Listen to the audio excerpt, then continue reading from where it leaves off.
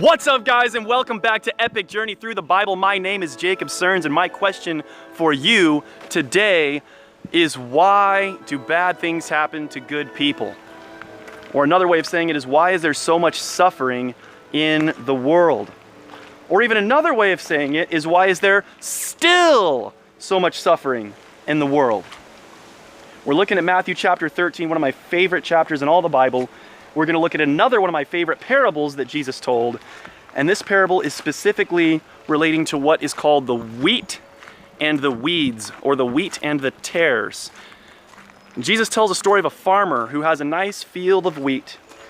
And his workers are out there and they're planting and cultivating this field. And when it comes time for the harvest, they go out and they realize that there have been weeds planted among the wheat plants, so that they cannot pull up the wheat because the weeds are so entangled together with the wheat. So they go to their farmer boss and they say, "Hey, what are we gonna do, man? We found weeds in the field." And the farmer says, "An enemy has done this. Wait all the way up until the harvest, give a little bit more time, and then right before it's time to harvest, we're gonna go in, we're gonna clear out the weeds, and then we're gonna burn the weeds, but then the wheat will collect it and we'll put it safely in my barn." And that's exactly what they do. And then Jesus goes on to explain that what this is really referring to is the righteous and the wicked just before the second coming of Jesus. So why is there so much suffering? Why do bad things happen to good people? Why is there still so much suffering in this world? This parable, I believe, answers this question very clearly.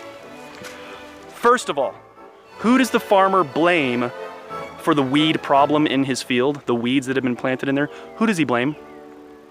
Does he say, "Oh, my bad, guys. Oops, I shouldn't have planted those weeds. Sorry, my bad"? Is that what he says? No. He says, "An enemy has done this." God clearly identifies Satan as the cause of sin and sadness and suffering in the world. So when we blame God, we're blaming the wrong person. Satan is the one who has caused all the sin and selfishness and suffering in this world. Now, what happens next? The weeds, or the wicked people, are growing up together with the righteous. And as a result, the righteous are experiencing the pain that is brought on by those who have chosen to not follow God and are instead following themselves. There are really three causes of suffering in this world. Sin, and that is simply the curse of sin that was brought in by Satan, and Adam and Eve accepted that curse back in the Garden of Eden. Selfishness, that's when we make stupid choices that hurt us, or when we make stupid choices that hurt others. And sin, Satan, and selfishness. So Satan is the last one. Satan himself will sometimes attack specific people in order to try to hurt them and cause them pain, like you see in the story of Job when you look at Job chapter 1. So sin, Satan, and selfishness are the causes of suffering. But why does the farmer say they need to wait until a harvest? He says specifically there in Matthew 13, they need to wait so that the roots of the wheat plants can grow strong enough and deep enough so that when they extract the weeds from them, it doesn't also pull up the root and destroy their crop. So they're saying we have to do things in order here. We got to first wait for the roots to grow strong enough, then we pull out the weeds, then the wheat plants are going to be strong enough for us that they'll survive it so that we can actually harvest them later.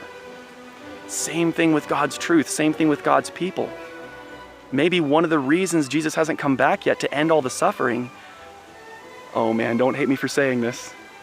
Maybe one of the reasons is that your roots aren't strong enough yet. Maybe the reason is that my roots aren't strong enough yet.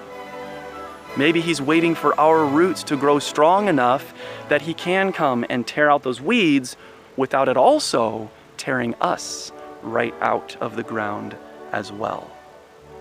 God will give us the strength. God will help us. God is the author and finisher of our faith.